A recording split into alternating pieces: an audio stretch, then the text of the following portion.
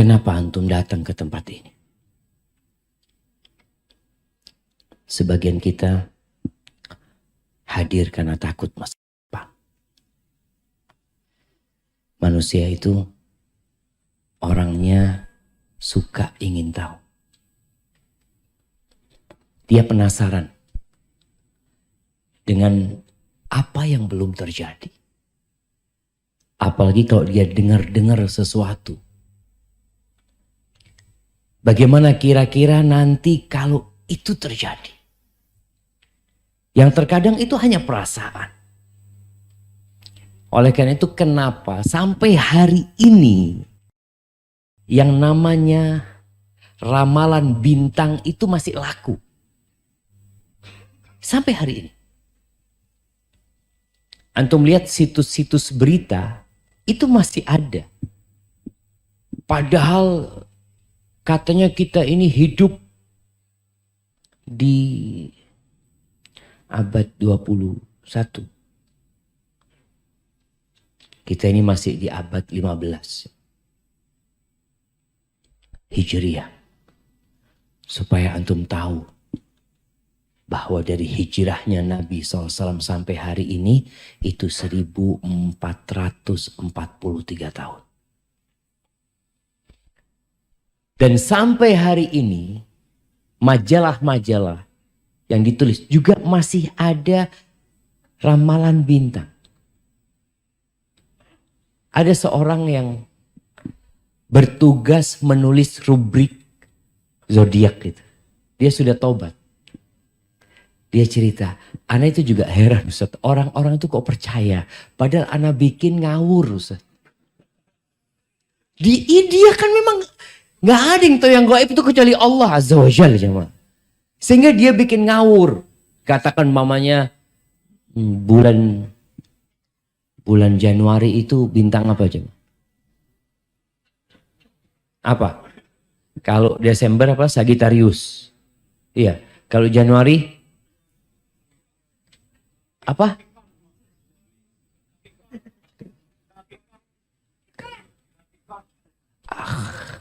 Jadi. Apa? Tipikor.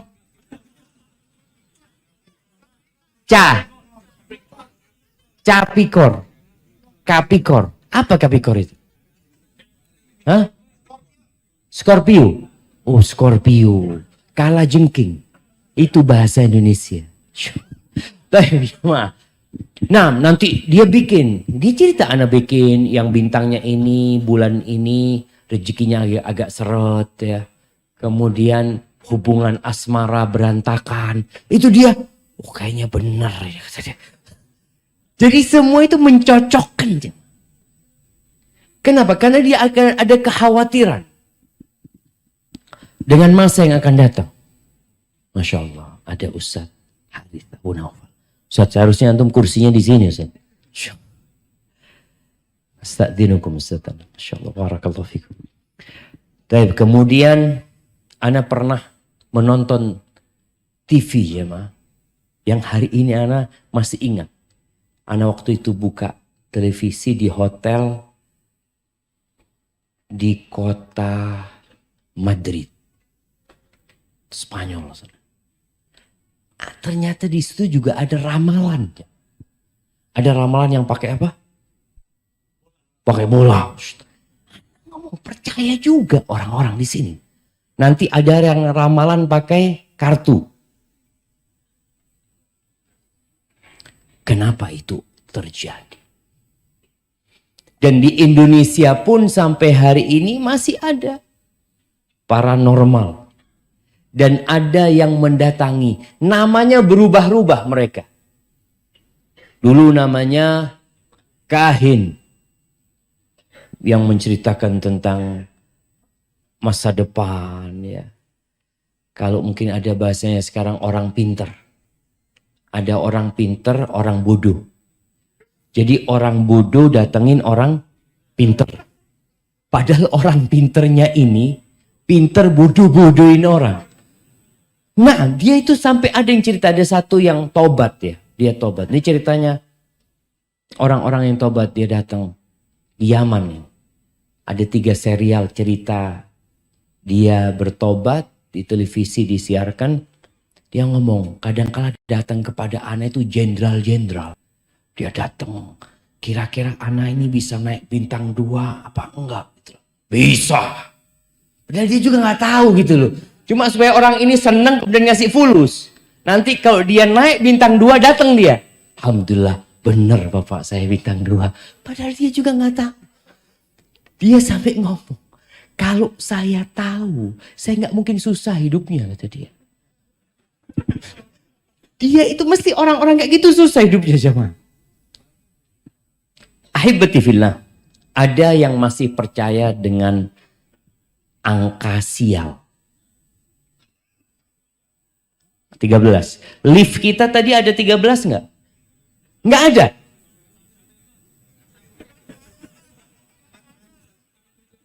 Iya kan nggak ada 13 kan? Iya betul. Nggak ada 13. Baik jemaah. Ada yang angka sialnya angka berapa? 4. Ini ada. Jadi langsung lantai 5 tuh. Masya Allah. Keren banget gedung ini jemaah. 3 ada. 3A. Emang sakit yang bikin lift? Nah. Enggak. Subhanallah jemaah. Di SD kita diajarkan 1, 2, 3, 4, 5 gitu loh. Tapi kenapa kita di kota Jakarta 4 gak ada? Emangnya di SD diajarkan gitu? 1, 2, 3, 3A. Terus 5 gitu loh. Berarti kan ada orang-orang pinter. Astaghfirullahaladzim. Ahibati fillah. Iya. Kita kadangkala khawatir dengan hari esok.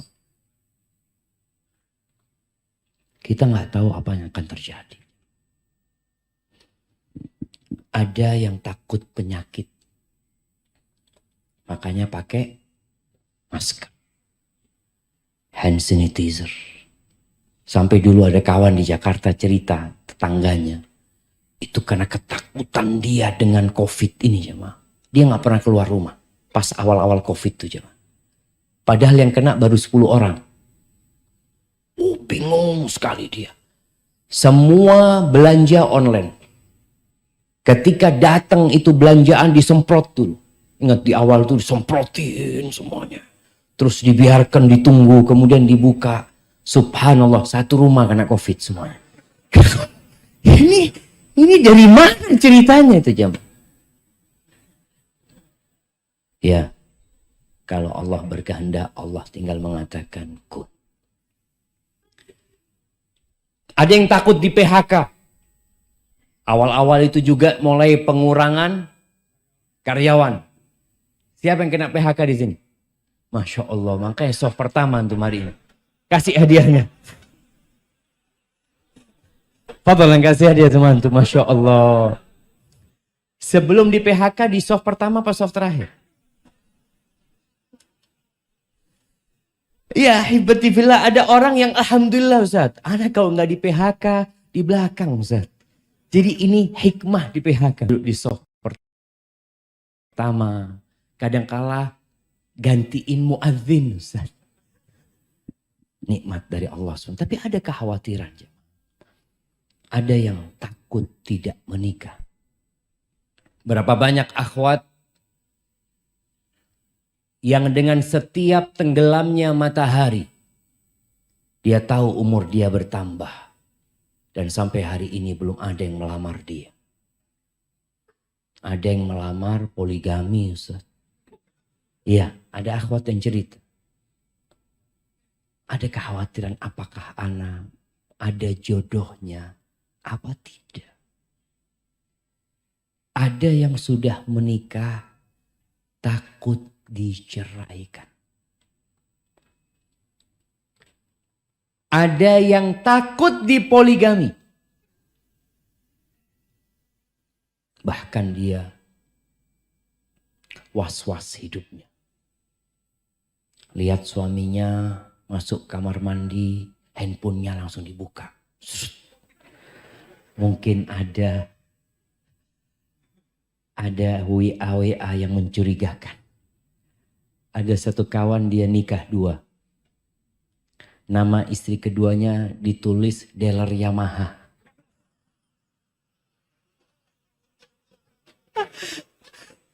Nggak lucu. Jadi kalau istrinya ada yang telepon, bang, dealer Yamaha telepon. Dealer. Ini sudah nikah takut ketahuan. Jadi ada yang takut dipoligami, ada yang takut ketahuan poligami jemaah. Takut hidup, subhanallah jemaah. Itu kekhawatiran manusia. Ada yang takut tidak punya anak karena sudah 10 tahun anak ustaz. Kok belum punya anak sampai hari ini? Ada yang takut tidak diterima kuliah. Ada yang takut tidak naik. Ada ketakutan. Ahibati fillah. Ketahuilah bahwa yang mengetahui yang gaib itu cuma Allah Azza wa Jalla. Tugas kita bukan mencari tahu tentang apa yang akan terjadi. Tapi tugas kita adalah mempersiapkan diri untuk kemungkinan-kemungkinan yang akan terjadi. Tugas kita itu mempersiapkan diri. Allah Azza wa Jalla berfirman di surat Luqman ayat 34. Apa kata Allah? Innallaha indahu ilmu sa'ah. Sesungguhnya di sisi Allah itu ilmu tentang kiamat.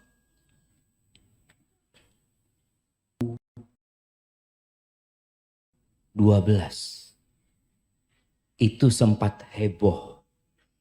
Karena menurut perhitungan suku Maya akan terjadi kiamat. Kemudian ada paranormal di Indonesia juga mengatakan, iya ini itu macam-macam. Lewat 2012 nggak kiamat. Tapi orang masih percaya sama paranormal. Masih aja percaya. Allah sebutkan, innallaha indahu ilmu sa'ah. Kalau ada orang meramal, oh kiamat nanti akan terjadi tahun sekian. Udah. Engkau beramal aja. Ketika ada seorang sahabat bertanya kepada Nabi alaihi salatu wassalam, ya Rasulullah, mata sa'ah? Wahai Rasulullah, kapan kiamat itu akan terjadi? Nabi balik bertanya sama orang ini. Wa madza a'datta lis-sa'ah? Apa yang engkau persiapkan untuk hari kiamat itu apa? Itu yang seharusnya menjadi beban kita. Jadi bukan memikirkan kapan terjadi. Tapi apa yang kita persiapkan tatkala itu terjadi. Wa yunazzilul ghaith. Allah itu yang menurunkan hujan. Ada orang yang takut hujan turun. Karena dia sedang punya acara walimah. Biasanya di kampung ya, bukan di kampung aja. Di kota-kota besar, kadangkala mereka panggil pawang hujan. Dipanggil pawang hujan, dibayar. Bapak gimana akadnya? Kata dia, akadnya kalau hujan tidak turun, bayar. Hujan turun, tak usah bayar. Jamaah, yang nyewa orang ini,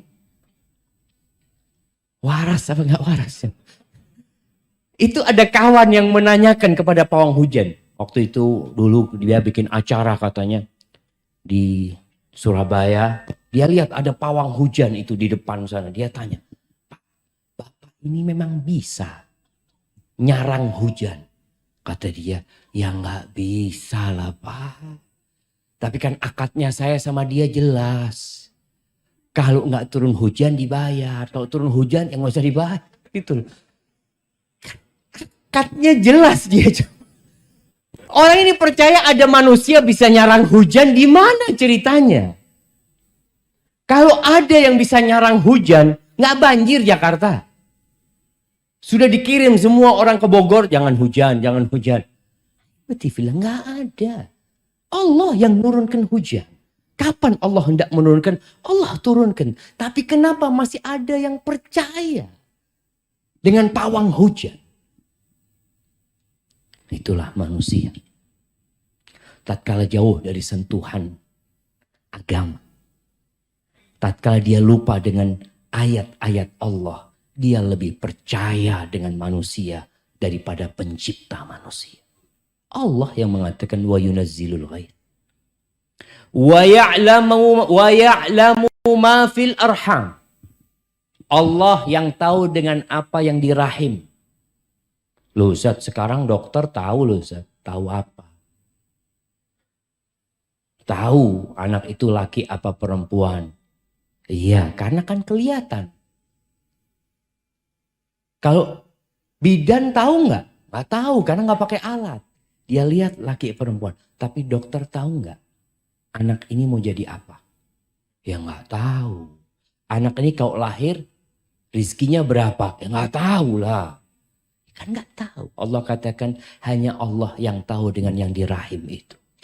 Apakah dia lahir normal? Apakah dia akan dapat berjalan? Apakah dia akan dapat berbicara? Apakah dia nanti akan hidup sampai umur sekian? Itu hanya Allah yang tahu. Sejak di rahim Allah udah tahu kita akan berada di tempat ini pada hari ini. Itu Allah udah tahu. Wa ma tadri nafsun madza taksibu ghada. Nggak ada jiwa yang tahu dengan apa yang besok akan terjadi. Masih ingat kejadian pesawat Lion dari Cengkareng. Berangkat kemana itu jam? Ke Pontianak? Bukan. Kemana? Makassar. Pangkal Pinang. Nanti habis kajian kita debat. Gak apa-apa.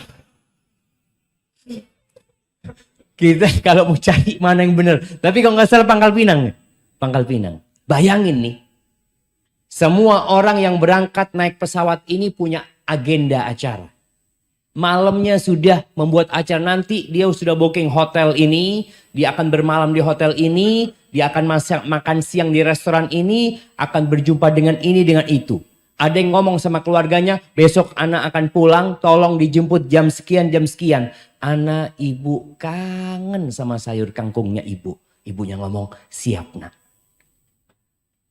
Ternyata ratusan orang itu tidak pernah mendarat di Pangkal Pinang. Keluarganya nungguin. Di sana aja. Allah tegaskan, wa ma tadri nafsun madza taksibu ghadan.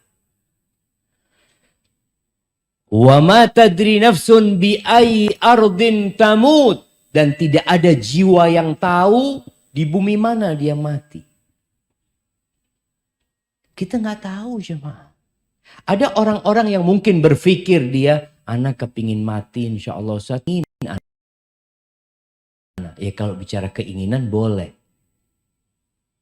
Tapi nggak ada yang tahu di bumi mana engkau mati. Innallaha alimun khabir. Allah itu maha mengetahui dan maha teliti ilmunya Allah Azza wa Jalla. Kita lemah.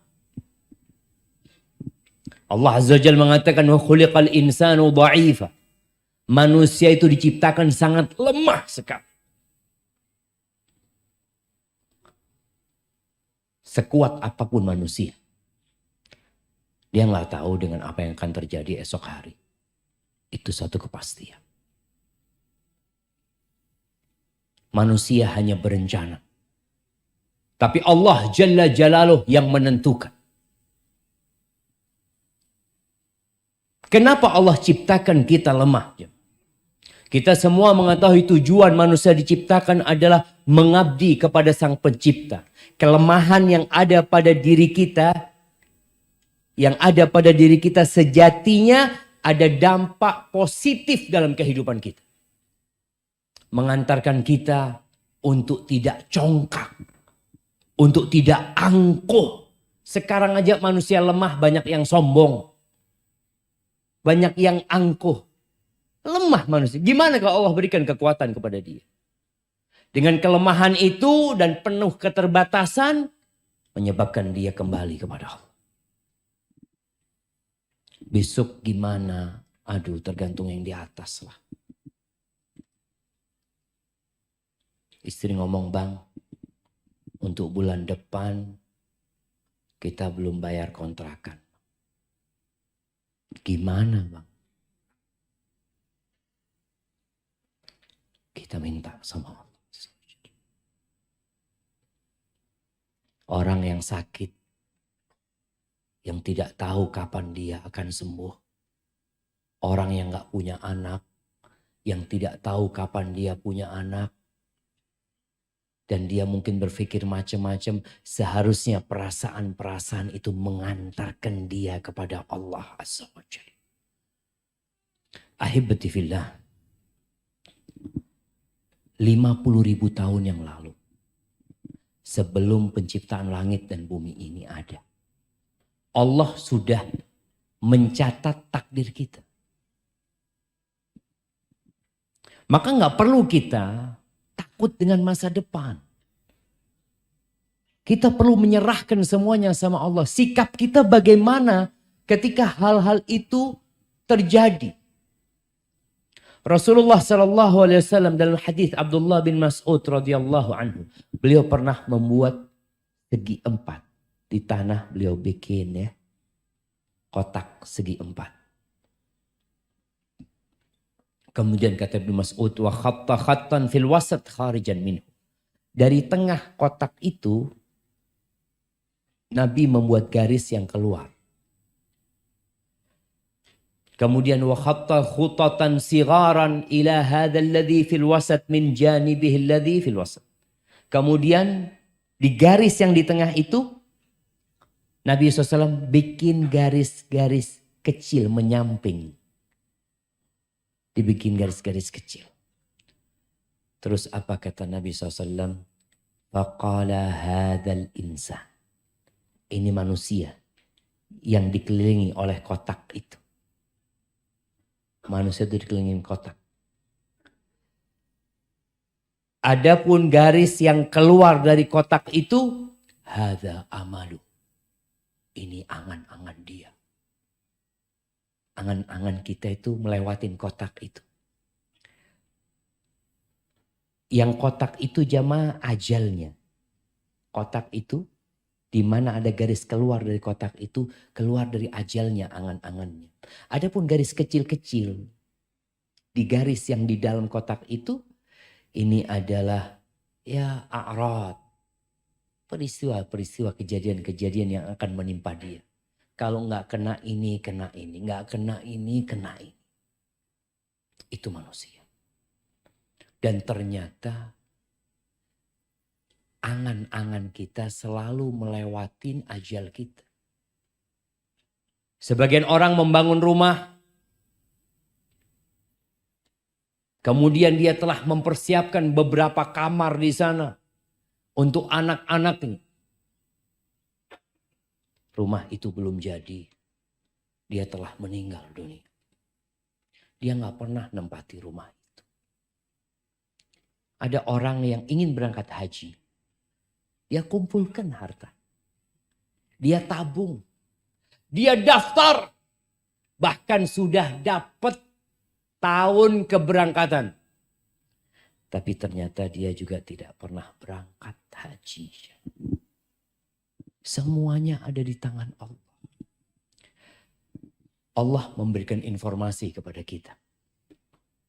Tentang apa yang bakal menimpa kita. Informasi ini penting. Antum kalau dikasih tahu, mau kemana? Mau ke puncak. Baik, nanti antum kalau mau ke puncak, itu jalannya buka tutup. Terus gimana? Ya paling tidak antum ada makanan di mobil. Terus pom bensin sulit di sana kayaknya kalau sudah masuk ke dalam sana. Harus full tank. Oh gitu. Informasi ini bermanfaat kan. Sehingga kita mempersiapkan diri. Allah memberikan informasi kepada kita di surat Al-Baqarah ayat 155. Apa kata Allah? Wala nabluwannakum bi syai'in minal khawf wal ju' wa naqsin minal amwali wal anfusi wath thamarat wa basyiris sabirin. Kata Allah, kami benar-benar akan memberikan ujian kepada kalian. Dengan sedikit rasa takut. Rasa takut itu ujian. Takut dengan apa yang akan terjadi itu ujian. Yang seharusnya membuat kita jadi lebih dekat sama Allah Azza wa Jalla. Walju' Allah katakan kami akan berikan ujian kepada kalian. Bala bentuknya kelaparan. Sebagian kita mungkin gak pernah lapar.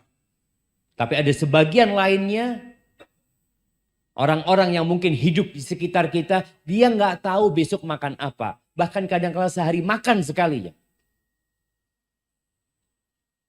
Mungkin ada sebagian yang hadir di sini, tapi kawannya gak tahu. Tapi Allah memberikan informasi, ujian itu akan Allah berikan. Wa naqsin minal amwal wal anfusi wath thamarat. Dan akan diuji kekurangan harta. Harta yang dia taruh ternyata dengan COVID-19 habis. Nggak dalam bayangan.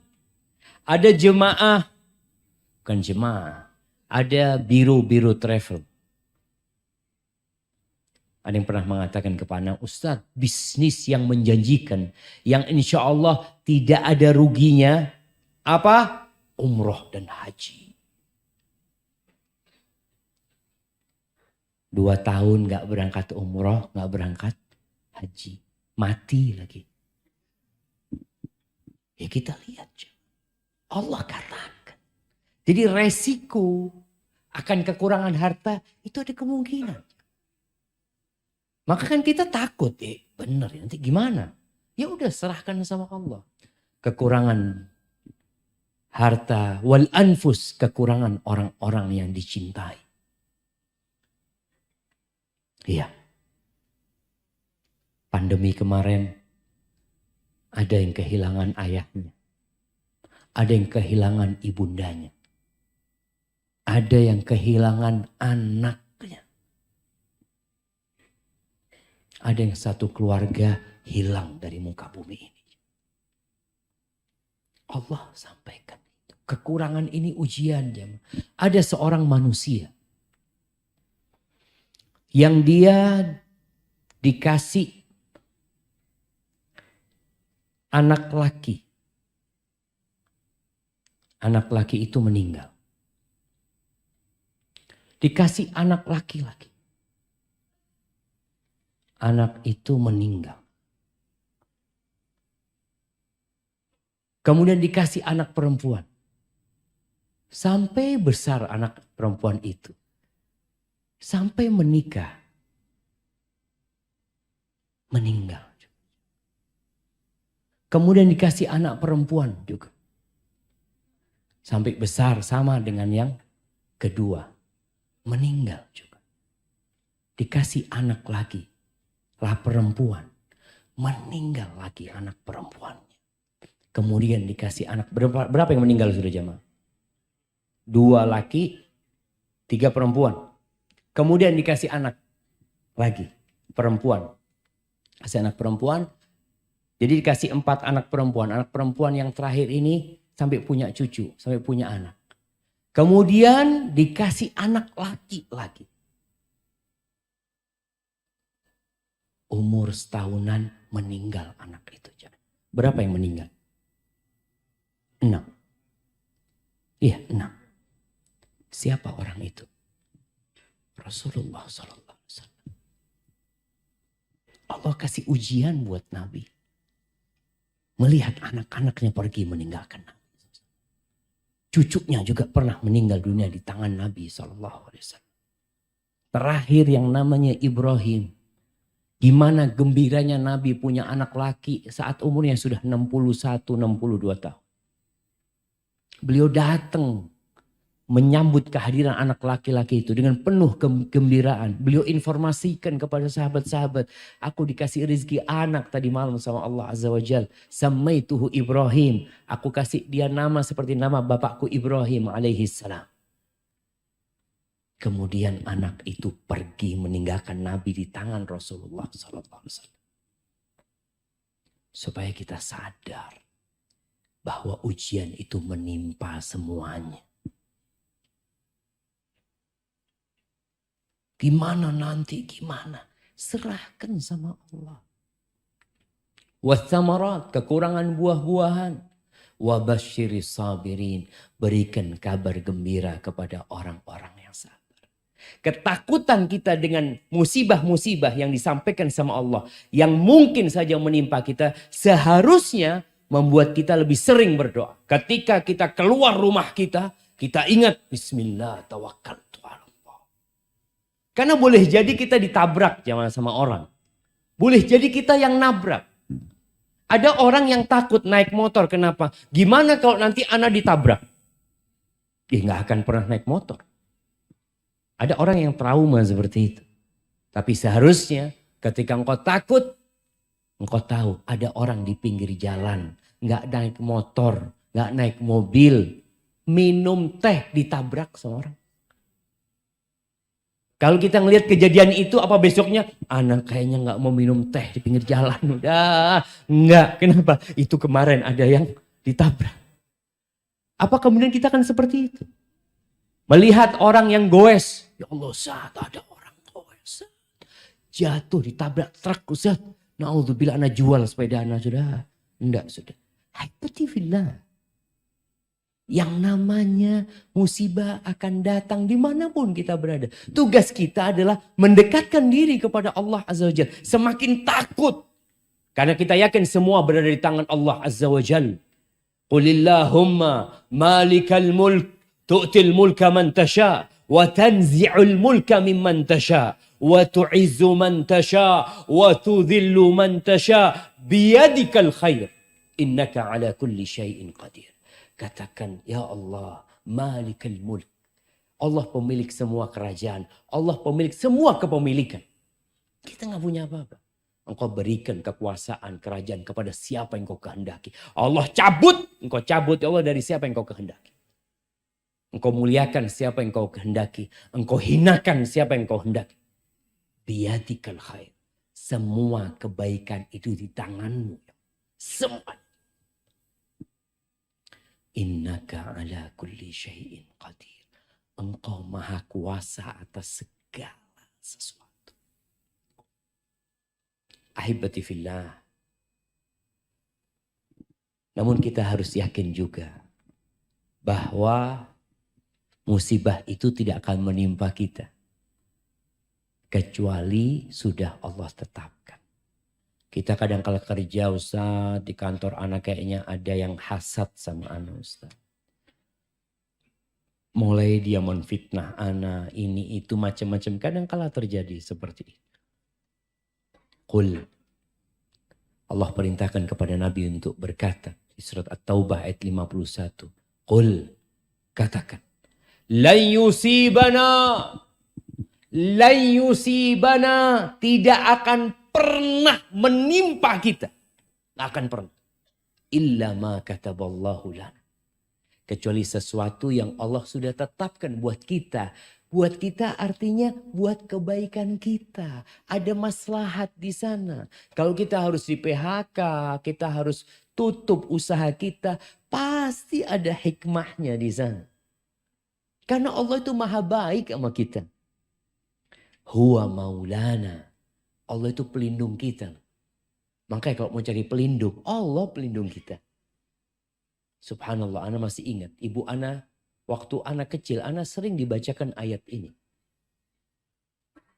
Beliau ingin menanamkan di diri anaknya, udahlah. Kalau udah terjadi itu pasti Allah yang menetapkannya. Pasti ada hikmahnya, ada kebaikan buat kita. Huwa maulana. Wa 'alallah falyatawakkalil mu'minun. Dan kepada Allah hendaklah orang-orang beriman itu bertawakal.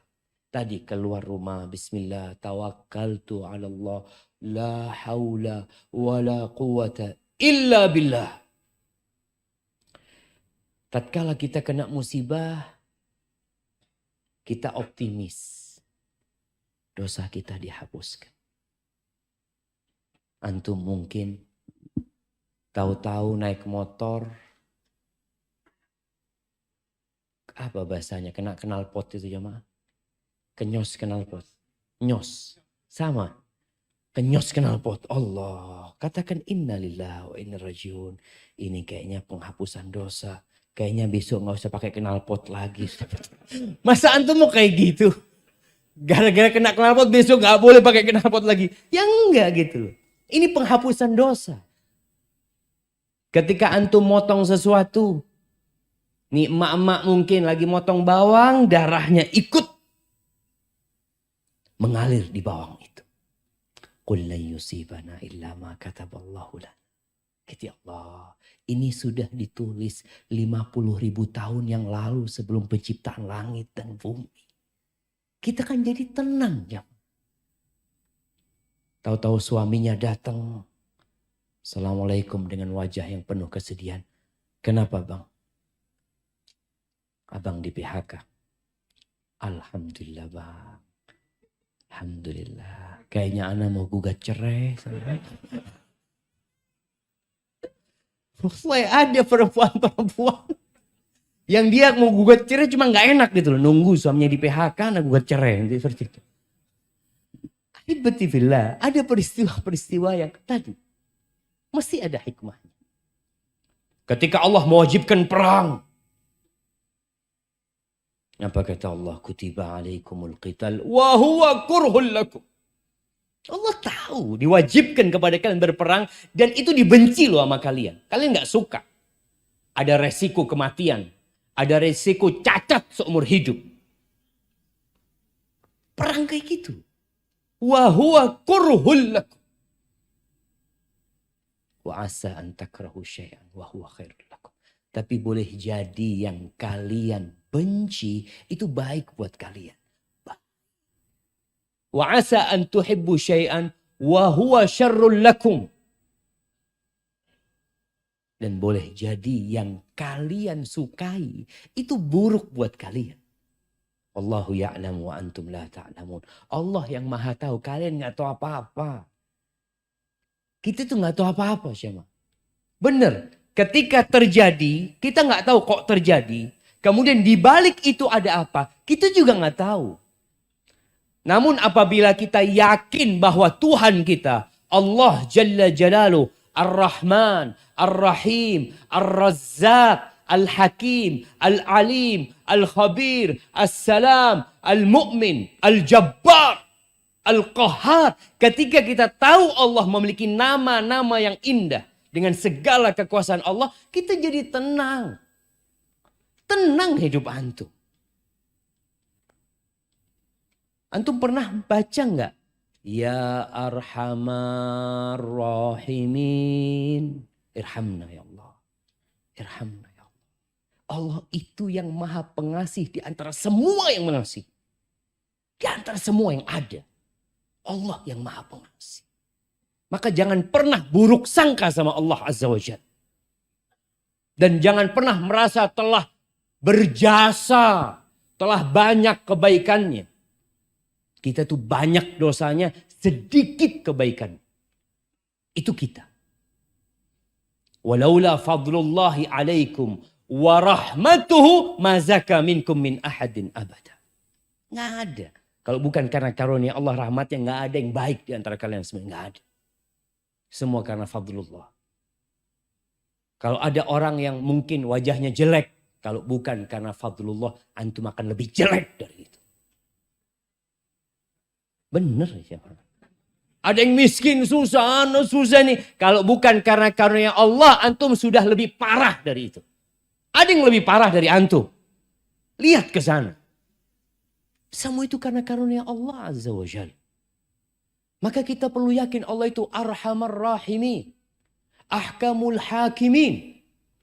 Itu Tuhan kita. Belajar dari Nabi Ayyub alaihissalam. Yang ditimpa musibah. Dikasih penyakit. Penyakit yang menjijikkan. Ya, yang membuat beliau ditinggalkan oleh masyarakat ya. Kemudian beliau pernah kaya raya jemaah. Kemudian hidup miskin. Susah hidup beliau. Untuk makan pun susah. Anak-anaknya keluarganya meninggal semua jemaah. Berapa tahun? 18 tahun. Ada riwayat 13 tahun, ada yang mengatakan 18 tahun. Setelah 18 tahun, apa doanya Nabi Ayub? Siapa yang hafal doanya Nabi Ayub? Nah, anda kasih hadiah. Fadal. Masya Allah, kasih hadiahnya. Barakallahu fiik. Wa Ayub idnada rabbahu.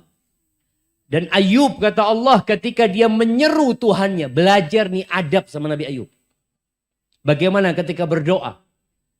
Ketika menyeru Allah Azza wa Jal. Anni masaniyaddur. Ya Allah, aku nih Allah terkena penyakit ya Allah. Aku terkena bencana. Aku terkena musibah. Dia tidak mengatakan ya Allah engkau menguji aku dengan bencana ini. Enggak. Dia mengatakan ya Allah aku terkena bencana. Anni masaniyaddur wa anta arhamur rahimin.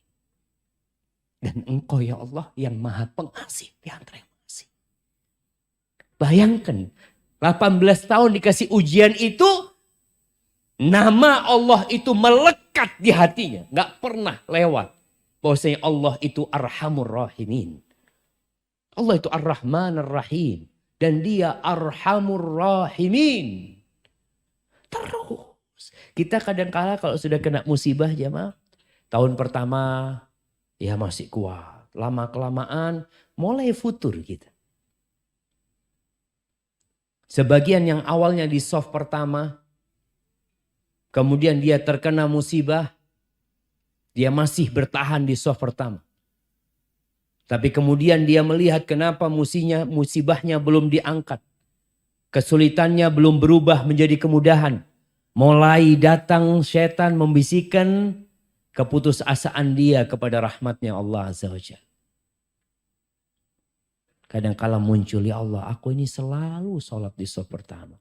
Kok dikasih musibah ini ya Allah. Fulan yang gak pernah sholat ke masjid. Engkau kasih rizki. Iya. Apa ana harus jadi seperti fulan?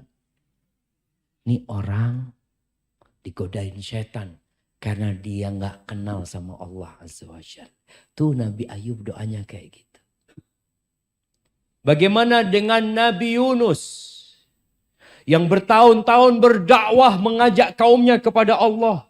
Bagaimana peran dia mengajak manusia. Perjuangan beliau. Sabarnya beliau. Kemudian beliau meninggalkan kaumnya tanpa izin Allah. Dimakan oleh ikan paus itu. Apa doa beliau? La ilaha illa anta subhanaka inni kuntu minal zalimin. Tiada yang berhak disembah kecuali engkau ya Allah. Maha suci engkau ya Allah. Beliau benar-benar menyucikan Allah dari segala kekurangan. Karena ada manusia yang menisbatkan seakan-akan Tuhan yang membolimi dia. Nabi Yunus mengatakan subhanak. Maha suci engkau ya Allah. Inni kuntu minal zalimin. Aku yang zalim ya Allah. Aku yang termasuk orang-orang yang zalim. Ahibati fillah. Masa depan itu misteri yang kita gak tahu. Hanya saja Nabi menyuruh kita untuk segera beramal. Jangan ngaji doang. Ada ngaji. Ngaji diamalin. Sebagian kita 10 tahun ngaji. Dapat musibah. Dikit futur. Allah itu akan turunkan ujian. Masalahnya sebagian kita ngaji tapi tidak mengamalkan. Duduk di kajian. Masya Allah. Bagus. Besok ngaji lagi. Oh bagus lagi. Masya Allah. Besok. Terus kapan ngamalinnya? Belum dapat hidayah. Hidayah. Kata Rasul sallallahu alaihi wasallam dalam hadis yang diriwayatkan Imam Tirmidzi, badiru bil a'mal sab'an. Segera kalian beramal, segera. Sebelum datang tuh ada 7 perkara. Kata beliau, hal tantadhirun illa faqran munsian. Apakah yang kalian nanti itu? Tidak lain kecuali kefakiran. Yang sedang kaya sekarang segera beramal. Jangan nunggu miskin baru mau beramal. Nungguin apa? Kalau Allah sudah berikan kepadamu rezeki, segera beramal. Kalau datang kefakiran, engkau akan lupa. Karena banyak orang yang ketika dia harus bekerja, ya di masa pandemi ini, ada kawan-kawan kita yang akhirnya dia harus bekerja pagi, siang, sore dan malam. Selesai kerja ini karena memang ada kebutuhan yang harus dia penuhi. Ada. Nunggu seperti itu baru mau beramal.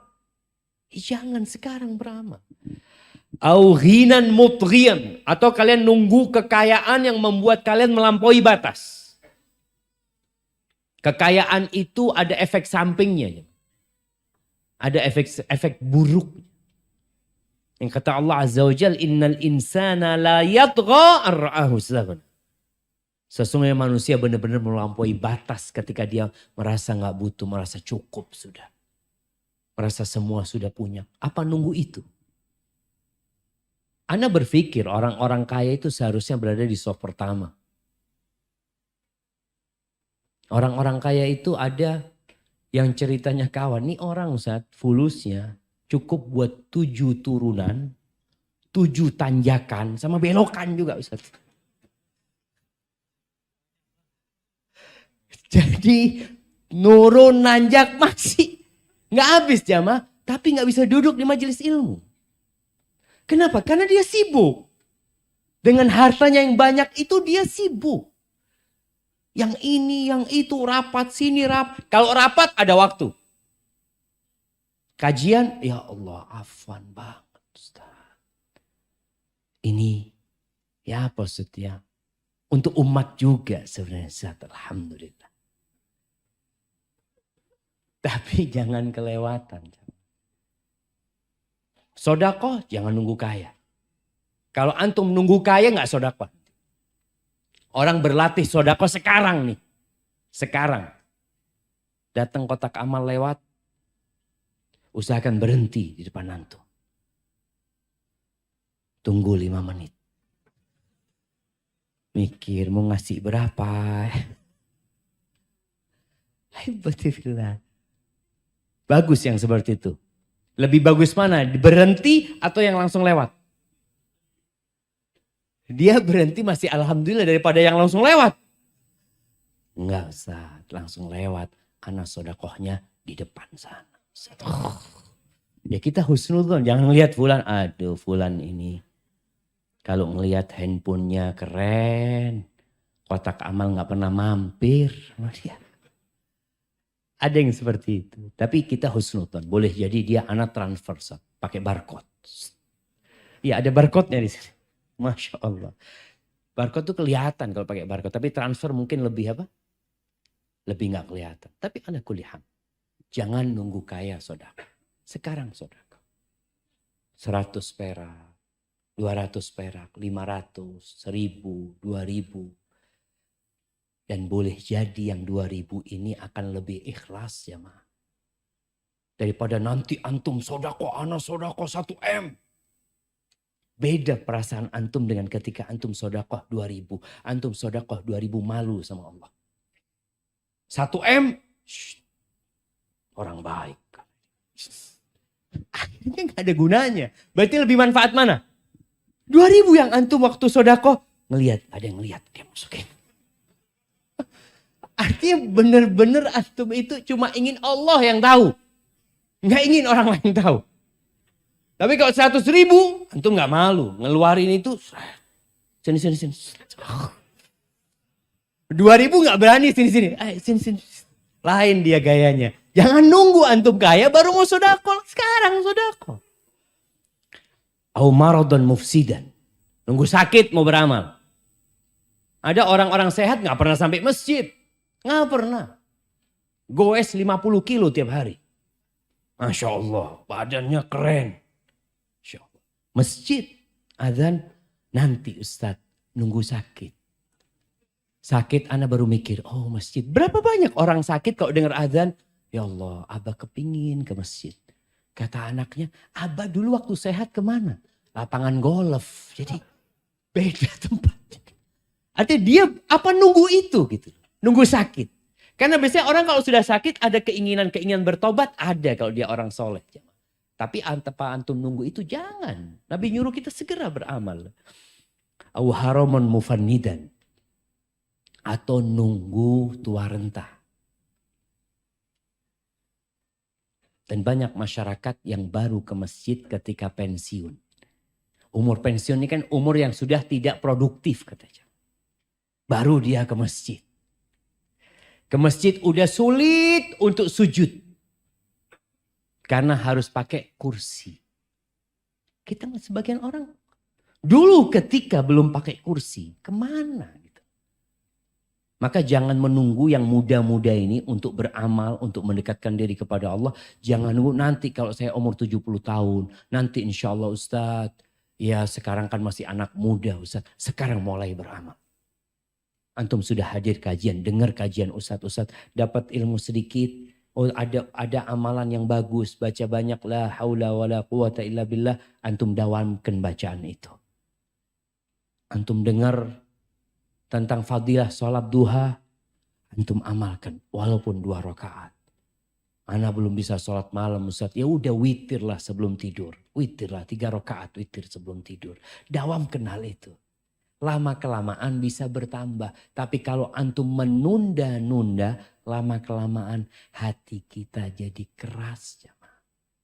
Karena ilmunya sudah punya kita. Au mautan mujhizan, atau nunggu mati. Yang datangnya tiba-tiba. Nunggu mati. Seperti yang Allah firmankan. Hatta wa anfiqu mimma razaqnakum min qabli an ya'tiya ahadakumul maut fayaqula rabbi laula akhartani ila ajalin qarib fa asaddaq wa akun minas salihin. Jangan mau sedekah nunggu nanti kalau sudah datang kematian mau sekarat, ya Allah aku pengen sedekah, ya Allah tunda umurku sedikit aku mau sedekah. Nunggu itu. Sekarang amalkan.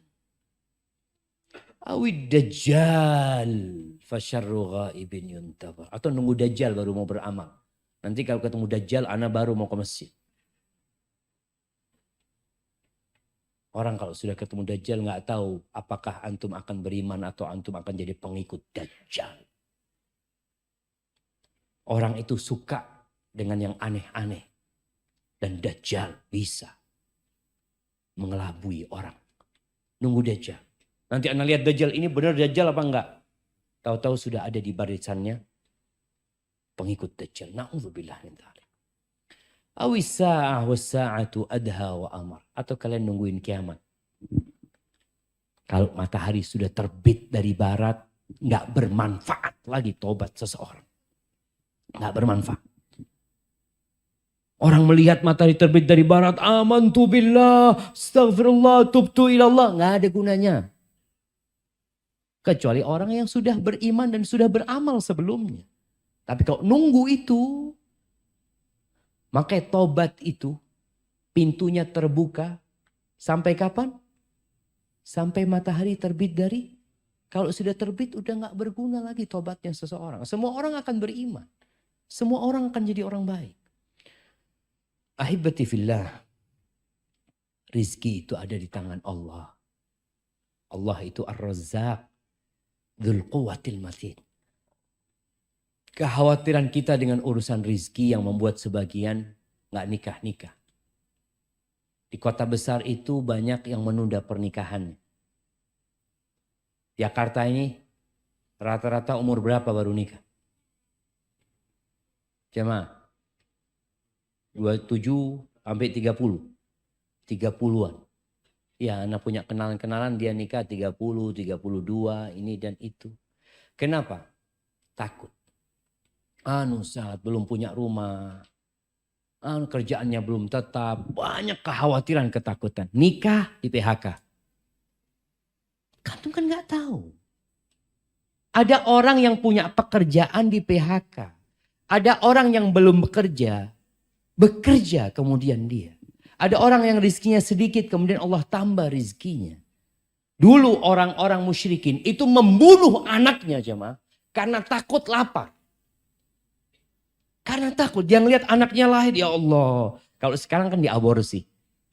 Mereka itu lahir, makanya khawatir ini anaknya nanti makan sama bapaknya. Ya gimana Ustaz? Berapa banyak orang-orang yang kemudian memberikan anaknya kepada orang lain. Karena khawatir dia gak bisa ngasih makan. Ketahuilah kalau anak itu lahir, dia sudah punya rizki. Tapi kalau antum punya anak lahir mengatakan, ya Allah nanti kalau kuliah gimana bayarnya? Ini baru lahir ya mah. Antum sudah mikirin dia kuliah. Sekarang daftar kedokteran itu mahal. Antum akan buang itu anak.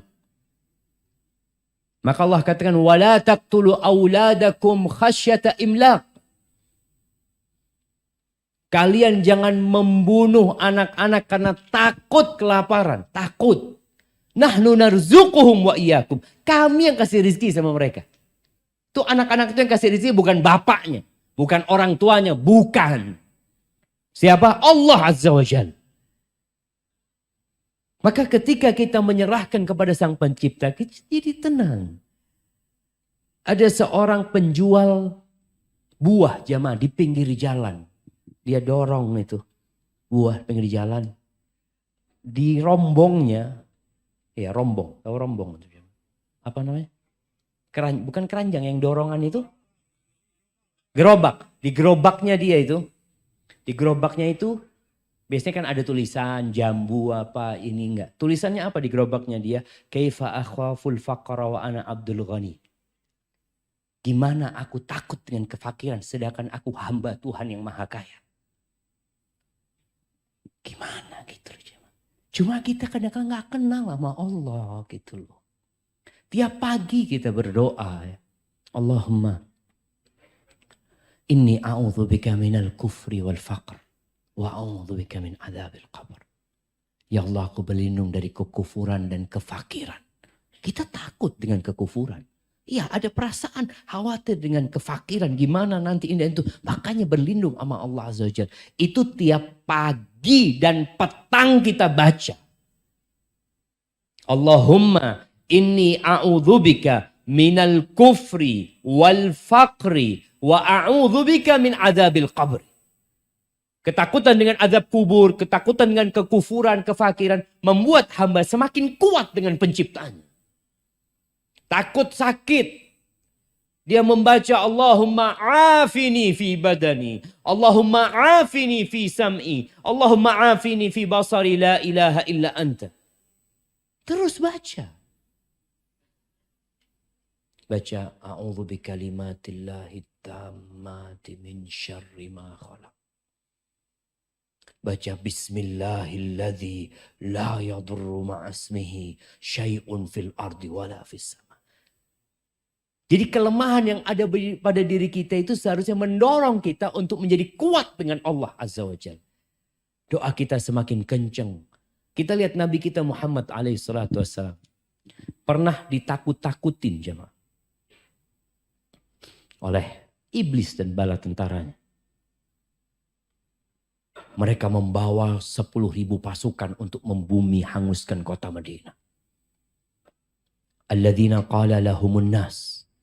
Ini di surat Ali Imran ayat 173 ya. Alladzina qala lahumun nas. Innan nas qad jama'u lakum fakhshawhum. Yang orang-orang mengatakan kepada dia, musuh-musuh itu sudah bersatu padu, bersekutu untuk menghancurkan kalian. Kalian takutlah sama mereka. Ini gimana 10.000 pasukan datang. Fazadahum iman. Ternyata ucapan itu, peringatan itu membuat sahabat-sahabat Nabi bertambah imannya. Bukan imannya turun, tambah naik imannya. Wa qalu hasbunallah wa ni'mal wakil. Apa kata mereka? Kami punya Allah Azza wa Jalla. Kami punya Allah. Cukup Allah. Allah sebaik-baiknya penolong bagi manusia. Yang seperti ini dapat terjadi kalau kita beriman benar. Apa kata Allah Azza wa Jalla di surat Al-An'am ayat 82? Alladzina amanu walam yalbisu imanahum bizulmin ulaika lahumul amnu wahum muhtadun. Orang-orang yang beriman dan tidak mencampuri keimanan mereka dengan kezaliman. Kezaliman yang paling puncaknya adalah kesyirikan. Dosa juga kezaliman. Orang yang tidak mencampur keimanannya dengan kesyirikan, maka bagi mereka adalah keamanan yang sempurna. Aman, tenang, damai hidupnya. Dan mereka akan mendapatkan petunjuk. Sesuai dengan penjagaan kita terhadap keimanan kita, maka seperti itu pula keamanan yang akan kita rasakan. Bercampur dengan dosa, kurang tuh keamanannya. Tambah banyak dosanya, kurang tuh keamanannya. Semakin takut antum dengan masa depan. Nanti gimana. Ketika Nabi Musa alaihissalam meninggalkan Mesir di malam hari. Dikejar-kejar oleh Fir'aun sampai ke pantai. Pagi sampai pantai, jadi mereka udah kelihatan. Udah kelihatan itu pantai, nggak ada perahu, nggak ada kapal yang bisa menyeberangkan mereka. Mereka menoleh ke belakang. Fir'aun sudah sampai juga. Falamma tara al-jam'an. Ketika mereka saling bertatapan. Qala ashabu Musa. Inna lamudrakun. Sahabat-sahabatnya Nabi Musa ketika melihat pasukan Fir'aun. Mereka mengatakan habis kita sudah. Binasa kita. Habis ini Fir'aun sudah di sini. Depan kita lautan. Belakang kita Fir'aun. Mau lari kemana kita? Apa kata Nabi Musa? Kalla. Inna ma'iya Rabbi sayahdi. Enggak. Sekali-kali tidak mungkin Fir'aun bisa menghabisi kita. Kenapa? Sesungguhnya bersamaku ada Tuhanku. Dia akan memberikan petunjuk kepada aku. Ini jemaah. Kita kadang-kadang ngomong tawakal. Tapi ketika ada sesuatu yang menimpa kita, kita cemas. Kita jadi kebingungan. Berarti keimanan kita masih perlu diperbaiki. Dengan cara apa? Bacalah Asma'ullah al-Husna. Antum baca. Baca Al-Quranul Karim. Yang hampir di setiap penutup ayat ada Alimun Khabir. Alimun Hakim. Ghaniyun Hamid. Itu membuat kita jadi ya Allah. Perlu kita menambah keimanan kita. Dan ahibati fillah. Ramadan sudah dekat. Nah, berapa hari lagi antum? Biar yang anak tunjuk yang jawab. Nah, antum. Berapa hari lagi? Berapa? 80 hari lagi. Sekarang tanggal berapa? Biar dia aja. Tanggal berapa? Tanggal 11. Tanggal 12 sekarang. Taib. Kita rencana puasa tanggal berapa? Tanggal 1 Ramadan. Kasih hadiah aja. Kasihan jangan. Barakallahu fikum. Fadal. Nah, hari ini tanggal 8 kita. 8, 9. Nah, ada yang 8 dan yang 9. 9. Baik, 9 berarti kita akan puasa 81 hari lagi insya Allah. Betul, 80, 8 kurang 80 ya. Masya Allah, barakallahu fikum. Tolong dihafal kalender. Hijriahnya jamaah. Dan kita sudah harus mempersiapkan diri untuk Ramadan. Yang ana ingin ingatkan, tolong Qur'annya mulai dibaca. Frekuensi bacaannya ditambah. Volume, membaca artinya juga ditambah. Nggak ada lagi nanti pertanyaan Ramadan, Ustadz lebih utama mana Ustadz? Baca Quran sama artinya atau... Ya Allah, terus ditanyakan. Seakan-akan baca Quran itu nunggu Ramadan. Karena waktunya cuma 1 bulan, jadi dia bingung. Sama artinya, apa baca Qurannya doang? Waktu kita baca Quran bukan hanya Ramadan. Sepanjang tahun kita membaca Al-Quran Karim. Barakallahu fiik. Itu mungkin yang dapat Anda sampaikan. Masya Allah. Anda ada pertanyaan kayaknya 0,5 kilo pertanyaan.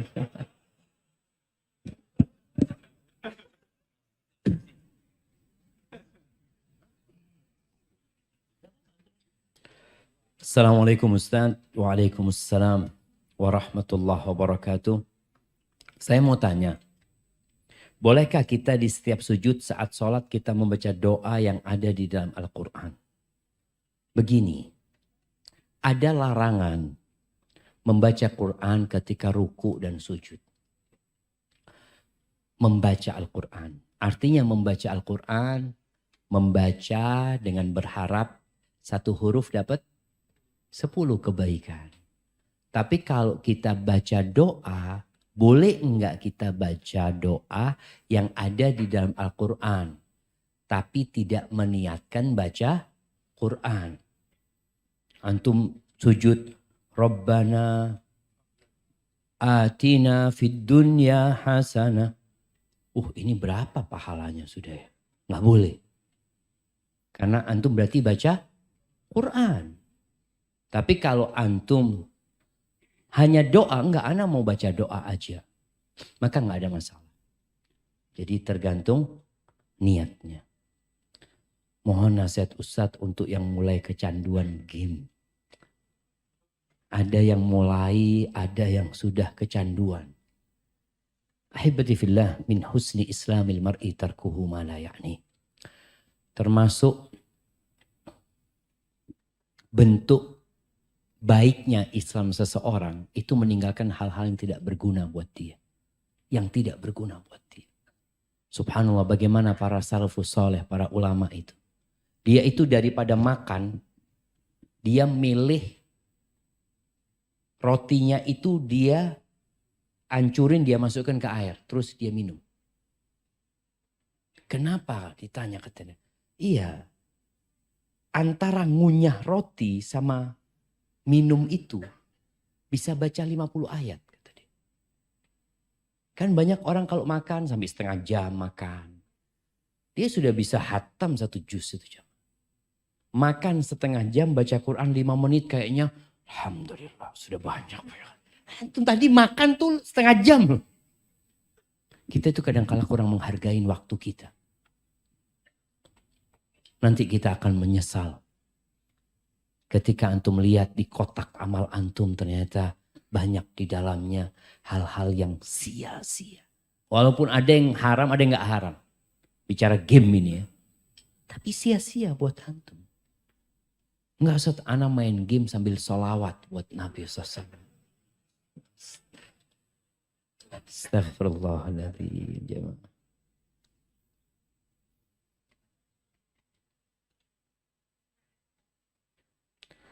Nah, ana lihat pertanyaan yang mungkin berkaitan dengan ini, yang berkaitan dengan tema. Antum ambil ini lagi, bisa di Bismillah. Jamaah yang tidak dibaca pertanyaannya, jangan pesimis, jangan kecewa. Karena antum sudah mencatat dalam timbangan kebaikan antum sebenarnya. Semoga apa yang antum catat ini kelak ketika di padang mahsyar antum dapat rapot, antum dapat catatan ini di sana. Maka kita senantiasa sebagai muslim yang optimis dan berbaik sangka sama Allah Azza wa Jalla.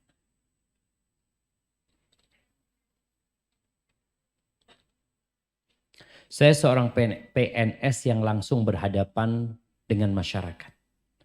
Mengenai masa depan, saya tidak mau memiliki jabatan tinggi dan hanya berfokus pada pelayanan prima.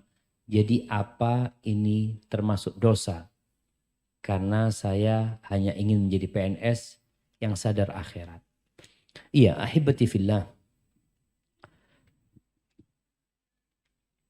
Jabatan itu sebenarnya bisa menjadi manfaat dan bisa menjadi mudarat gitu loh. Ada orang yang mengejar jabatan karena ambisi dunia. Dia kepingin lebih dihormatin masyarakat, dia kepingin gajinya lebih besar. Tapi ada orang yang bekerja, enggak Ustaz, anak kepingin lebih bermanfaat buat manusia.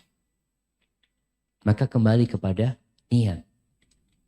Kalau dikatakan enggak Ustaz, anak takut kasih jabatan yang lebih tinggi. Takut nanti hari kiamat anak ditanya tentang jalan-jalan yang bolong-bolong itu. Oleh anak kalau lewat jalan bolong jamaah, anak berpikir bakal ditanya nih sama Allah yang jadi pejabat. Yang jadi pemimpin penguasa bakal ditanya. Bagaimana cerita Umar bin Khattab radhiyallahu taala anhu ketika dia merenungkan, aku tuh takut kata Umar. Kalau ada baglah, keledai campuran sama kuda itu. Kalau ada bighal mungkin ya. Yang terperosok di Dijlah sana. Di Irak sana. Aku takut ditanya sama Allah, kenapa jalannya engkau nggak perbaiki?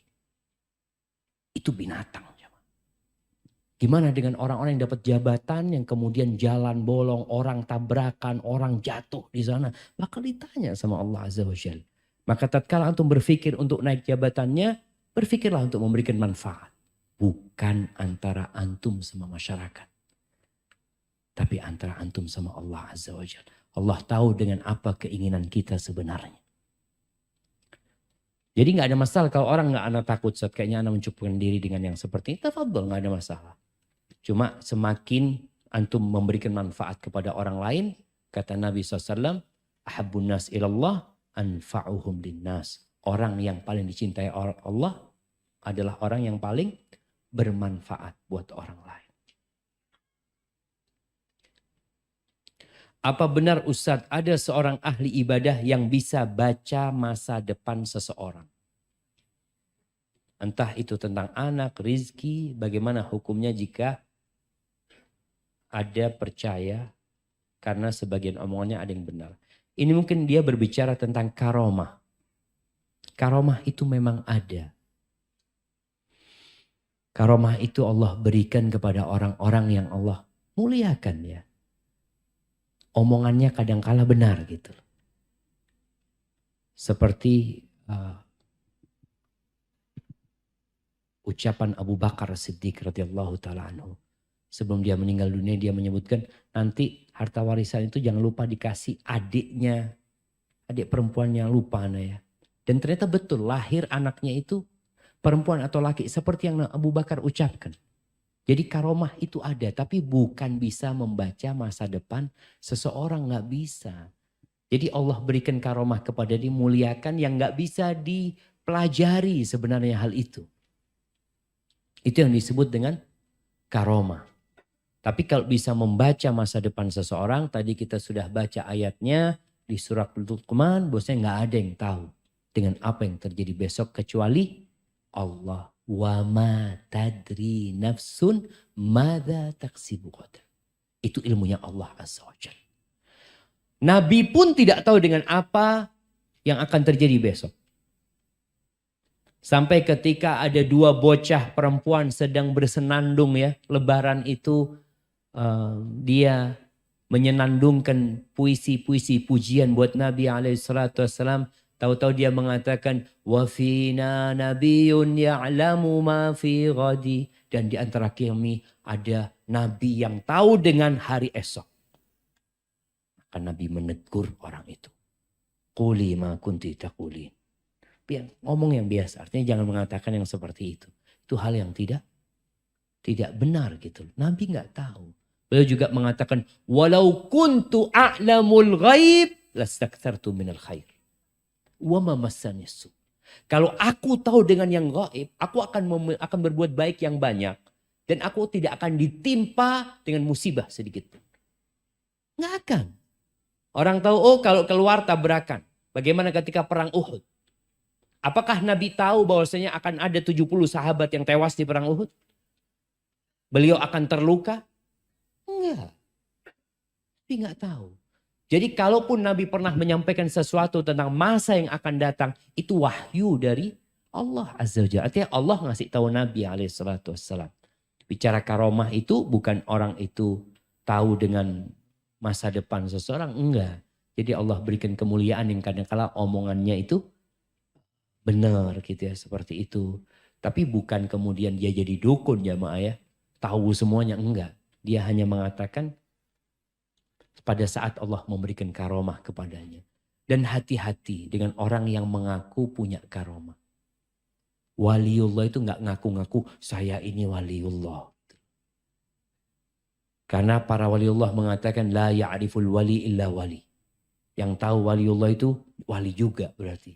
Jadi kalau antum mengakui dia wali, ana juga wali sama kayak antum. Maka hati-hati dengan yang seperti ini karena pada saat ini banyak dukun-dukun yang berkedok ustaz. Iya, banyak. Karena dukun yang model dulu, paranormal dulu itu sudah nggak diminatin sama masyarakat. Barakallahu fikum. Saya punya adik yang suka bercerita tentang saudara suaminya. Karena perlakuan mereka yang kurang bagus terhadap adik saya. Ini termasuk digolongkan curhat atau ghibah. Ya, ada orang yang punya masalah dan ingin solusi. Maka nggak apa-apa kita ceritakan. Aku punya masalah kayak gini, apa yang harus aku lakukan? Tapi kalau sekedar cerita dan tidak pernah ada solusi dan juga tidak pernah memberikan solusi, adanya ghibah gitu. Kemudian kalau menceritakan seseorang yang melakukan tindakan buruk kepada kita, dan kita hendak mencari solusi, maka kita harus tepat ngomongnya sama siapa. Kita, oh kayaknya orang ini bisa bantu gitu. Baru kita ngomong gitu. Atau kita sedang meminta fatwa. Datang ke ustaz. Ustaz, ana punya masalah. Suami ana itu kayak gini, kayak gini, kayak gini. Dia menceritakan keburukan suami. Dia sedang meminta fatwa. Boleh. Tapi yang lebih baik dia ceritakan, ustaz, ini ada perempuan ustaz. Punya masalah suaminya. Suaminya kayak gini, kayak gini. Kira-kira apa yang harus dilakukan? Sehingga dia tidak membongkar aib suaminya. Karena ustadznya tahu sama suami dia. Dia menjaga kehormatan suaminya gitu loh. Itu akan lebih mulia gitu. Tapi kalau memang mau menyebut namanya pun boleh. Sebagaimana istrinya Abu Sufyan datang kepada Nabi SAW mengatakan, ya Rasulullah, inna Abu Sufyan rajulun misik. Abu Sufyan itu pelit Nabi. Ini istri ngomong. Ma yu'tini ma yakfini. Dia nggak ngasih aku yang cukup gitu. Boleh nggak aku ambil hartanya? Nah, dia kan sedang mencari solusi, minta fatwa gitu. Jadi bukan kadang-kala curhat sama kawannya, suaminya gini-gini. Sekedar melampiaskan isi hatinya. Akhirnya dia bongkar aib dia sendiri gitu loh, aib suaminya. Padahal kata Nabi SAW, man satara musliman satarahullah. Barang siapa yang menutupi aib saudaranya, maka Allah akan menutupi aib dia. Jangan dikira antum gak punya kesalahan. Kita semua punya kesalahan jemaah.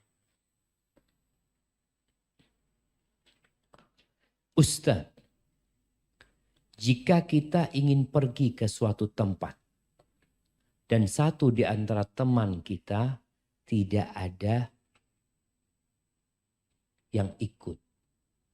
Dan satu di antara teman kita dan di antara teman tidak ada yang ikut.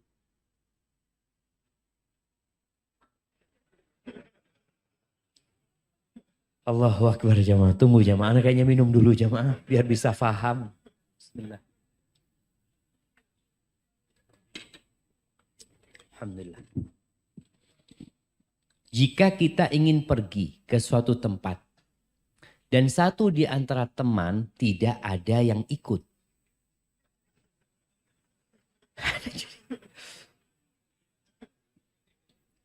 Dan satu di antara teman Ada yang tidak ikut. Mungkin gitu maksudnya. Iya. Dan satu di antara teman ada yang tidak ikut.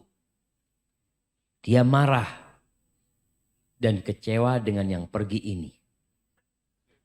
Dan saat kita jelaskan kalau semua ini sudah menjadi takdir.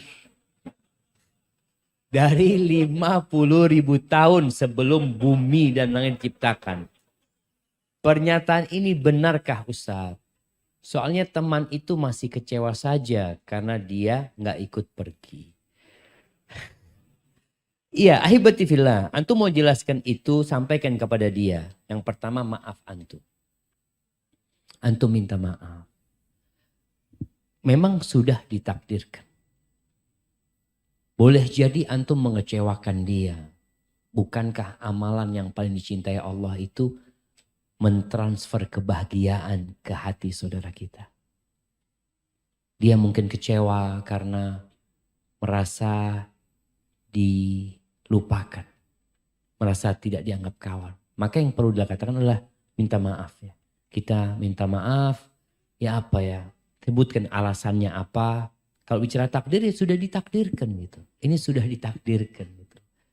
Cuma kan dia bukan masalah ditakdirkan atau tidak. Dia kecewa apa alasan antum tidak ngajak ana gitu loh. Itu masalahnya.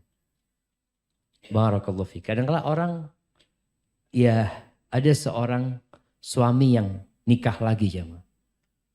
Ketika ribut sama istrinya, ini sudah ditetapkan 50.000 tahun sebelum ciptaan langit dan bumi. Iya, cuma kan kadang-kala perlu ya penjelasan bagaimana menenangkan hatinya. Tapi betul loh jemaah, ucapan sudah ditetapkan 50.000 tahun yang lalu sebelum penciptaan langit dan bumi, benar. Ana seorang akhwat single yang baru berhijrah sekitar 4 tahun. Namun ana memiliki kesulitan untuk istiqamah. Dan ana merasa tidak ada progres dalam diri ana.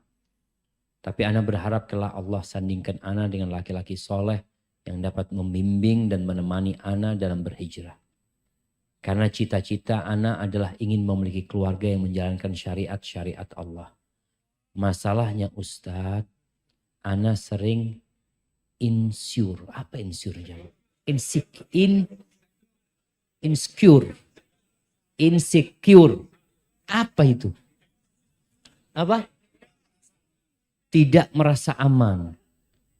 Overthinking. Overthinking gak pede. Aduh jamaah, ana lama gak ke Jakarta jadi gak update. Betul, ini alhamdulillah nih kesini dapat banyak kosakata baru gitu. Perihal jodoh, perihal jodoh anak kelak Ustaz. Apa dengan diri anak yang seperti ini, yang masih suka futur, masih lalai, akan mendapatkan laki-laki soleh itu Ustaz. Anak berpikir pastilah Allah akan memberikan wanita soleh untuk laki-laki soleh. Sedangkan anak baru berhijrah dan belum istiqomah. Bagaimana Ustadz caranya agar anak tidak khawatir perihal jodoh anak? Dan bagaimana caranya agar Allah mengabulkan doa anak perihal jodoh ini Ustadz? Karena anak sangat butuh laki-laki yang paham agamanya, paham agama untuk masa depan anak dan anak-anak kelak. Siapa yang mau jamaah? Antum udah zuat? Baik, ahibati fillah. Iya, ini kita bicara kekhawatiran dengan masa depan. Ada jemaah. Itu ada pada diri manusia. Makanya kekhawatiran itu seharusnya mengantarkan terus berdoa, memperbaiki diri. Kita udah tahu ilmunya. Laki-laki yang soleh buat perempuan yang soleha. Aku pantas nggak dapat laki-laki yang soleh? Kayaknya belum kalau melihat diriku seperti ini. Maka tambah kesolehannya. Tambah doanya. Tambah zikirnya. Kemudian suatu saat ketika datang jodohmu, ternyata jodohnya tidak seperti yang engkau inginkan, maka engkau tahu, ya Allah, engkau maha adil, memang aku yang belum baik gitu. Seperti ucapan Nabi Yunus, inni kuntu minadh dhalimin. Aku ya Allah yang termasuk orang-orang zalim. Karena sebagian orang mengatakan, gimana? Aku sudah istikharah, aku sudah musyawarah. Kok jodohku kayak gini? Gitu. Ini kan seakan-akan dia menyalahkan istikharahnya. Enggak. Masalahnya ini kuntu minadh dhalimin. Kita yang termasuk orang zalim. Kadangkala ada orang istikharah. Udah dikasih sama Allah pilihan orang ini. Tapi hatinya lebih condong kepada. Ya kadang gimana daripada gak nikah. Bismillah lah dicoba gitu kan. Akhirnya jadinya kayak gitu. Maka rasa kekhawatiran anti hendaklah mengantarkan kepada banyak-banyak membaca. La haula wa la quwata illa billah. Baca hasbunallah wa ni'mal wakil. Terus perbaiki diri, perbanyak istighfar. Tapi ingat Allah itu arhamur rahimin. Boleh jadi seorang mungkin dia agamanya masih kurang ya. Tapi karena memang dia jujur berdoa kepada Allah karena ingin baik. Boleh jadi Allah kirimkan kepadanya suami yang soleh. Karena memang dia jujur, dia ingin baik gitu. Maka perbaiki hatimu. Barakallahu fikum. Saya mau tanya Ustaz. Ustaz berkata kita tidak perlu khawatir takut dengan masa depan. Lalu bolehkah kita mengikuti ilmu yang sekarang lagi tenar yaitu LOA, Law of Attraction? Betul. Apa itu? Di mana kita berucap meminta yang sebenarnya belum terjadi sama sekali dalam hidup kita. Di mana kita berucap meminta atau dia mengulang-ulangi kata-kata itu. Gitu.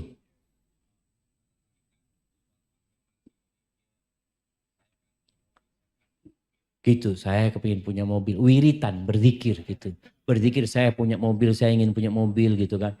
Biar dapat mobil. Iya kayaknya ilmu ini ilmu duniawi ya. Seharusnya dia itu menyebut nama yang bisa ngasih mobil. Bukan mobilnya. Dia sebut, dia ulangi yang dapat ngasih mobil sama dia. Siapa? Allah. Ya Razzaq. Maka kita zikir itu kan mengulangi ucapan itu. Doa itu kan mengulangi ucapan itu. Tiap pagi kita mengatakan, Allahumma inni as'aluka ilman nafi'an. Minta. Tiap pagi ya Allah aku kepingin mobil Innova ya Allah. Yang warnanya hijau, apalah. Ngulangi terus, minta terus. Dan Allah itu suka dengan orang yang kalau berdoa, terus-terusan dia berdoa. Ini yang terjadi dengan Nabi Zakaria ketika minta anak. Sejak umur berapa beliau berdoa minta anak sampai umur 100 tahun. Terus mengulangi permintaan itu gitu loh. Tapi kalau berdoa, jangan berlebih-lebihan. Ada orang berlebih-lebihan itu minta kayak tadi, ana minta mobil mereknya ini, warnanya ini, platnya ini. Itu berlebih-lebihan. Minta sama Allah, Allah marzuqni markaban haniyan. Ya Allah kasih aku kendaraan yang nyaman ya Allah buat keluargaku. Jadi gak perlu sebut merek. Tapi Ustaz kalau anak ingin seorang akhwat Ustaz, boleh sebut namanya. Boleh asalkan dia belum nikah. Nah jangan nyebut ini sudah istrinya orang disebut berulang kali minta. Berarti antum doakan dia bercerai gitu kan. Nah jadi antum boleh. Aku minta Allah nikahkan aku dengan fulan ya Allah. Tapi boleh jadi antum gak tahu fulan itu baik apa enggak buat antum. Maka yang lebih baik kalau urusan-urusan dunia itu sampaikan ya Allah kalau fulana baik buat aku kasihkan aku ya Allah. Karena Allah yang lebih tahu jemaah. Jadi menyebut apa namanya tadi? LOA, Law of Attraction. Kayaknya nggak boleh kalau dia menyebut-nyebut seperti itu. Tapi kalau dia menyebut nama yang dapat memberikan hal itu kepada dia, itu diperintahkan. Bukankah Allah Azza wa Jalla mengatakan, Udu'uni astajib lakum. Mintalah kepada aku, pasti aku kabulkan. Bukankah Allah mengatakan, Fadhkurullaha dzikran katsiran. Berzikirlah kepada Allah yang banyak. Makanya Nabi mengulangi subhanallah wa bihamdi subhanallahil azim. Terus ulangi seperti itu. Dan niscaya Allah akan kabulkan doa kita. Jadi ingat, rasa khawatir dengan masa depan itu ada loh jemaah. Ada di diri kita kekhawatiran itu. Tapi tugas kita adalah bagaimana kita memohon kepada Allah agar Allah memberikan yang terbaik kepada kita. Doa yang paling indah yang Nabi ajarkan adalah Rabbana atina fid dunya hasanah wa fil akhirati hasanah wa qina adzabannar. Ada seorang sahabat, dia sakit parah jemaah, parah banget. Nabi membesuk dia ke rumahnya, itu diriwayatkan seperti burung yang sakit. Tahu kalau ayam sakit ya, unggas kalau sakit itu kelihatan dia. Kata Nabi SAW, hal da'auta Allah bisyai'. Apakah engkau berdoa memohon kepada Allah? Meminta sesuatu? Iya ya Rasulullah. Aku berdoa mengatakan kepada Allah, Allahumma ma kunta mu'adzibi fil akhirah fa'ajjilhu li fid dunya. Ya Allah, hukum yang hendak engkau berikan kepada aku di akhirat. Dia takut. Dia takut dengan neraka. Dia takut dengan hukum di akhirat itu. Yang Allah menyebutkan wala adzabul akhirati akbar. Azab akhir itu jauh lebih berat. Maka rasa takut ini membuat dia mengatakan, Allah kalau engkau hendak hukum azab apa yang engkau akan berikan kepada aku di akhirat, fa'ajjilhu li fid dunya. Segerakan buat aku di dunia. Bayangkan. Dari takutnya dia sama hukum Allah di akhirat. Apa kata Nabi SAW? Innaka la tastati'u dhalik. Innaka la tutiquhu. Engkau gak akan mampu menerima azab Allah Azza wa Jalla. Halla sa'alta Allah al-afiyah.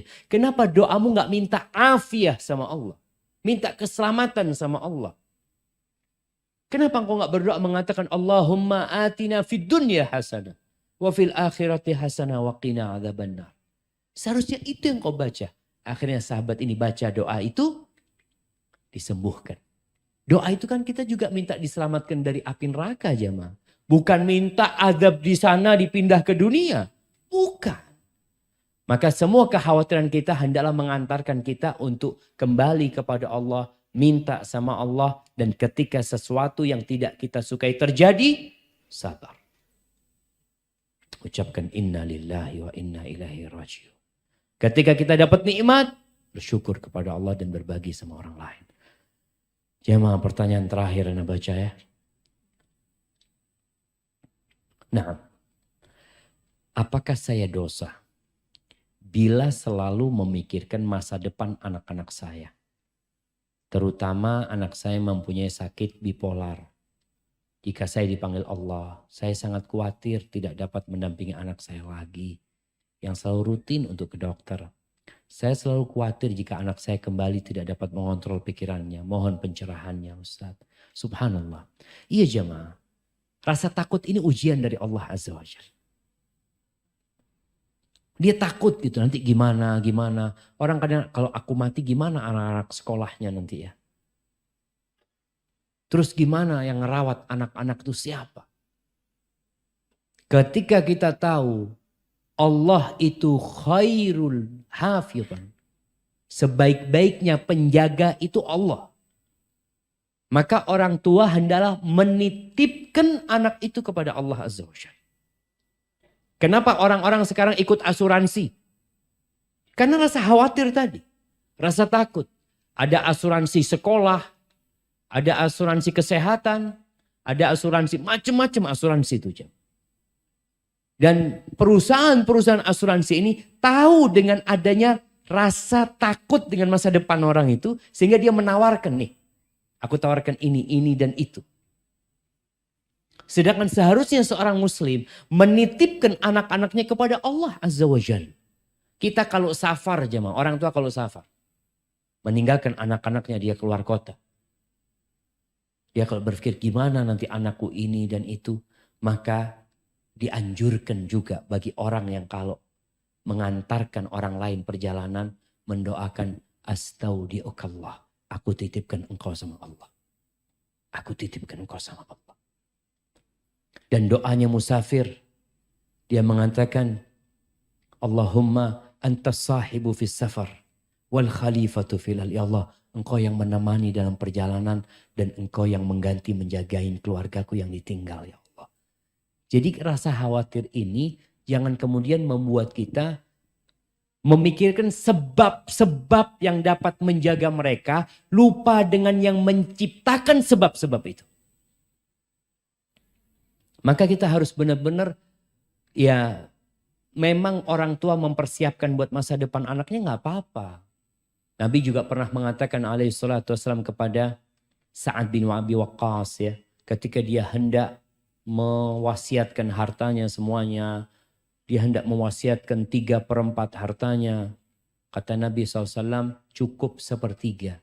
Dan 1/3 itu udah banyak gitu. Engkau lebih baik meninggalkan anak-anakmu dalam kondisi mampu daripada engkau meninggalkan mereka dalam kondisi miskin nanti minta-minta sama manusia. Usaha dari orang tua ada.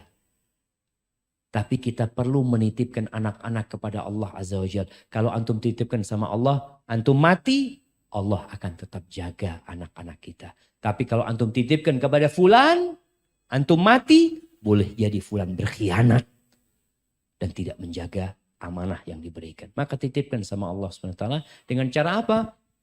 Dengan cara kita terus berdoa, sodakoh nih. Berbuat baik sama orang lain, ya Allah mudah-mudahan anakku dijaga sama Allah. Dan terus melaksanakan sholat malam untuk memohon kepada Sang Pencipta.